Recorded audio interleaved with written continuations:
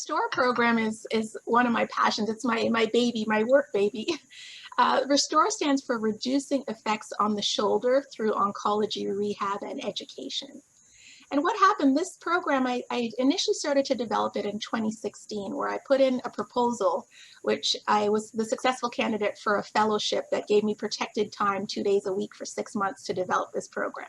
But essentially what sparked my desire to develop the Restore program was just after, at that point, I guess 4 years or so of working primarily with women with breast cancer, just hearing them say the same things over and over. Oh, I wish we found out about this program sooner. Oh, I wish I knew I could have had myofascial release or had someone show me how to address cording, or all these things that I didn't realize I could get help with. You know, I'm happy to have survived my cancer, but my quality of life has decreased, and I didn't know that there were things I could do to get help.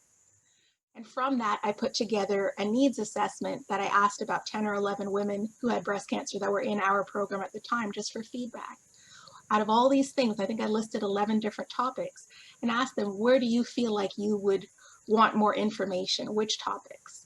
So the things that came up were actually things like myofascial release, cording, lymphedema management, scar management, etc., because a lot of the resources, especially in the hospital or publicly funded system, are targeted towards the acute care phase, right? When they're about to either preoperatively, they might get information or do certain stretches, you know, for the shoulder while you have the drains in, etc., or just after they come out, gentle, we all know the wall crawls, these things, right? They're still going strong.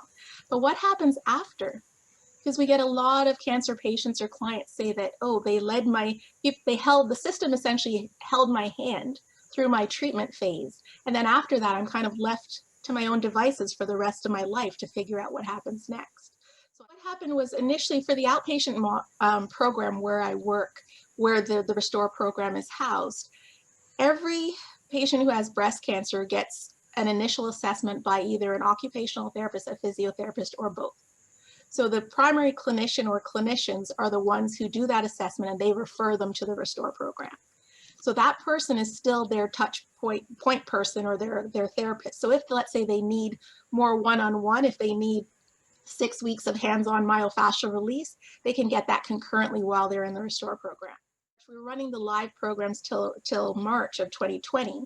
And then with all the lockdowns and things like that, I think everyone at that point was pivoting towards virtual care.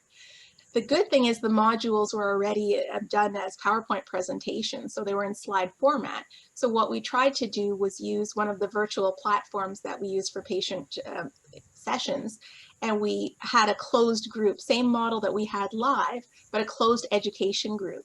However, what I found from that, I ran a couple of the sessions on cording and scar management, for example, and I just found people tend to hide behind their cameras. You don't get the same dynamic and rich sharing of experiences.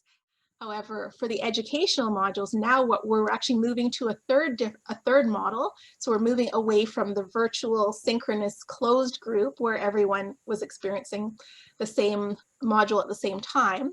And what we're doing now is voiceover recordings of the PowerPoint presentations so that we can send individual modules to individual clients.